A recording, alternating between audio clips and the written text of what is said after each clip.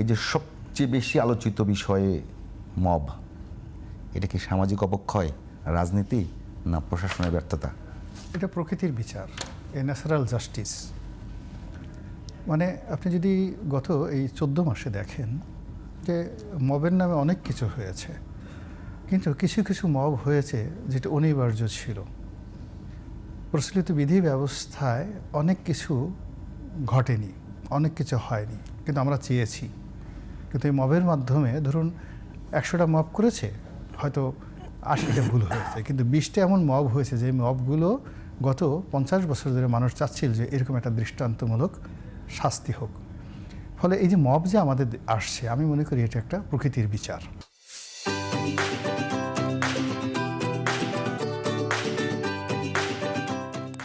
দুই নম্বরে যেটা আসছে, 2টি গণমাধ্যমের উপর হামলা হয়েছে, যে প্রেক্ষিতে বিএনপি বলছে যে চেয়েছিলাম মানে ডেমোক্রেসি, পেলাম মবক্রেসি। না, বিএনপি ডেমোক্রেসি চেয়েছিল, ভালো কথা, কিন্তু ডেমোক্রেসির জন্য তাদের যে ধরনের শর্ত পূরণ করা দরকার সেটা অতীতেও করেনি, এখনও তারা সেই জিনিসগুলো করছে না।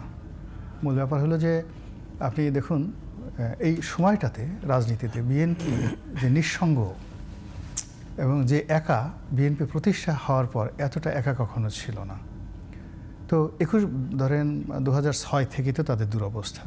2006 থেকে আজ অবধি এই দীর্ঘ সময় তাদের যারা বন্ধু ছিল, বান্ধব ছিল, শুভানুদ্দয় ছিল, যে সময় তাদের পালানোর কোনো জায়গা ছিল না, একটা সিঙ্গারা খাওয়ার মতো অনেকের অবস্থা ছিল না। কোর্টে গেছে, যদি আপনি দীপু যদি কাউকে একটা সালাম দিতেন, সে মনে করতো আকাশের চাঁদ পেয়েছে।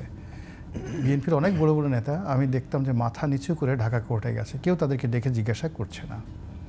তো এই যে অবদমিত তাদের যে অবস্থা, তাদের যে এত দুর্ভোগ দুর্দশা, সেই 2006 থেকে 2024 পর্যন্ত, যখন আল্লাহ রাব্বুল আলামিন তাদেরকে একটা সুসময় দিলেন, তারা বলেন তো এই দুঃসময়ের যারা বন্ধুবান্ধব কাউকে ডেকে 1 কাপ চা খাইয়েছে এবং বলেছে যে ভাই তুমি ওই দিন আমাকে একটা হাসি দিয়েছিলে, আমি শান্তি পেয়েছিলাম, ওই দিন আমাকে 10টা টাকা দিয়েছিলে, ওই দিন আমার জন্য একটা টেলিফোন করেছিলে, অ্যাটলিস্ট আমাকে দেখে দৌড়ে এসেছিলে, আমি হৃদয়ে পুলক অনুভব করেছিলাম।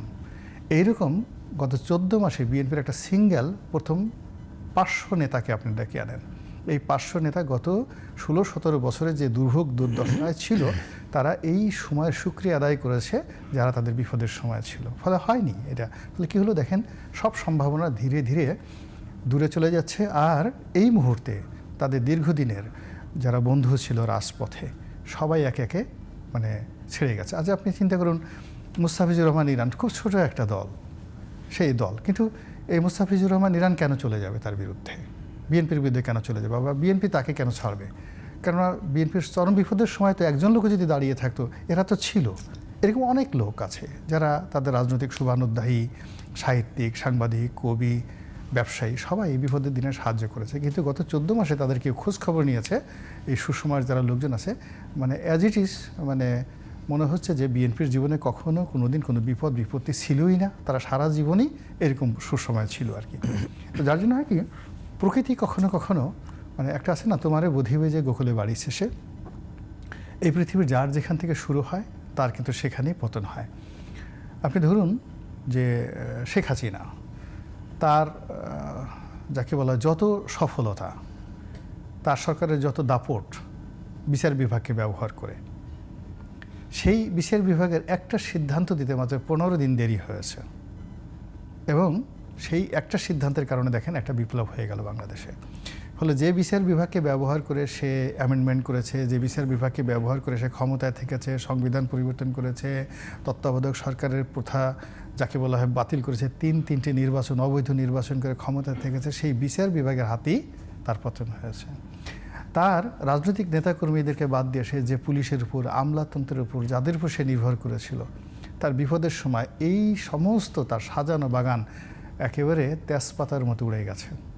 একজন সিঙ্গেল লোক দাঁড়িয়ে এই ঢাকা শহরে বলে নাই যে আমি 15 বছর ধরে আওয়ামী লীগের দালালি করেছি, আওয়ামী লীগের মেওয়া খেয়েছে, 1000 কোটি টাকার মালিক, একজনও নাই, এখন আমাকে গুলি করো।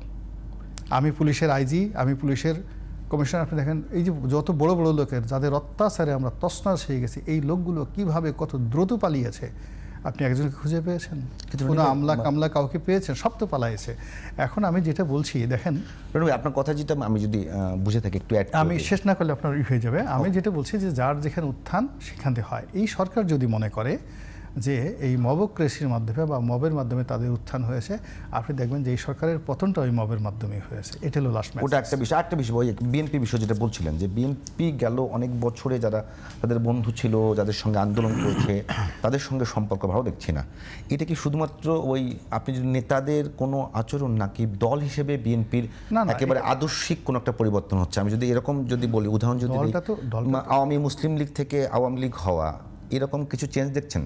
না, বিএনপি বা আওয়ামী লীগ এই দুটো রাজনৈতিক দলের মধ্যে শ্রেণীগতভাবে আসলে ওইরকম কোনো আদর্শ, আমি বলছি যে আওয়ামী মুসলিম লীগ, সেখান থেকে আওয়ামী লীগ হওয়া, সেখান থেকে আমি আবারও বলি প্রিন্স ভাই আছেন সেখানে, যখন আসলে বাঙালি ভাই মানে আমি জনাব দীপু, আমি আপনাকে বলি এগুলো সব, বিপু আপনাকে বলি এগুলো সবই হলো কাগজের কথা।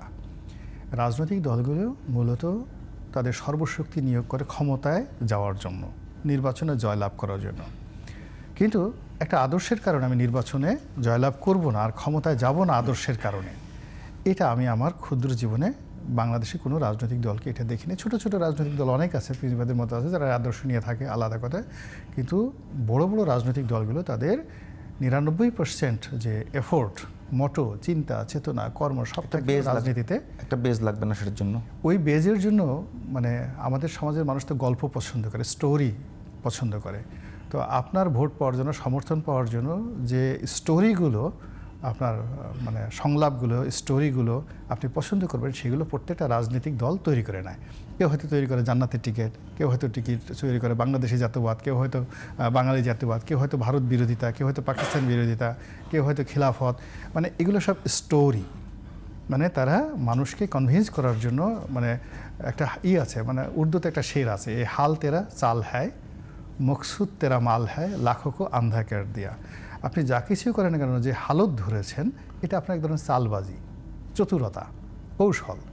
আপনি যাই কিছু না করেন, মানুষকে আন্ধা বানিয়ে, বেকুব বানিয়ে, বিখ্যাত উর্দু শায়ের, মানে আপনার যে মতলব, সেই মতলবটা পূর্ণ করতে চান, মানে লাখো কো আন্ধা কর দিয়া। তো এই হলো মূলত এই রাজনীতিতে আদি কথা, আসল কথা। কিন্তু আপনি এদের পার্সোনাল জীবনে গিয়ে দেখেন, কয়জন লোক মানে নামাজে বসে আপনি তাদেরকে কোরআন শরীফ সামনে নেন, যে আপনি বলেন তো এই জীবনে কয়দিন আপনি নামাজ পড়ে, যারা ধর্মের কথা বলে, নামাজ পড়ে আপনি আল্লাহর কাছে বলেছেন যে হে আল্লাহ, আমার সমস্ত সুখ সম্পদের পরিবর্তে বাঙালি জাতির সমস্ত মানুষের যে তুমি কল্যাণ দাও, এই দেশের পশুর প্রতি, গরুর প্রতি আমার দায়িত্ব কর্তব্য আছে, আল্লাহ তুমি এই দেশের সমস্ত গরুর রোগ ভালো করে দাও। এই কথা বলে কয়জন নেতা চোখের পানি ফেলছে, অথচ এটা ফরজ। এই জমিনে যারা নেতা হবেন, এই জমিনের একটা ইঁদুরের প্রতিও তার কিন্তু দায়িত্ব কর্তব্য আছে। মানুষ তো দূরে, আপনি মৌলানা ভাসানীর রুবিয়াতের দিকে গেছেন না, রুবিয়াত এটা সত্য। আবার একইভাবে আপনি চিন্তা করেন, যে লোকটা ধরেন নামাজ কালাম পড়ে না, হিন্দু, এখন শুভ জনকল্যাণ, পাঙ্গাসের পেটি খেতে গিয়ে কোন দিন তার কান্না এসেছে যে আমি খাবো না এই পাঙ্গাসের পেটি, বিকজ আমার গ্রামের আশেপাশের অসহায় লোকজন না খেয়ে মরেছে, আমি খেলাম না বলে সে সেখান থেকে উঠে গেল এবং তার স্ত্রী পিছিয়ে পিছিয়ে কান্না করলো যে এত সুন্দর করে রান্না করছি তোমার জন্য পাঙ্গাস মাছ, তুমি আজকে যদি না খাও তাহলে আমার কি হবে। এই ঘটনাটা কয়জনের রাজনৈতিক পরিবারে ঘটেছে, বুকে হাত দিয়ে বলতে পারেন? কেউ না। ফলে আমরা দরদি রাজনীতিবিদের প্রচুর অভাব, মানে এখানে প্রচুর অভাব না, নেই বললেই নেই।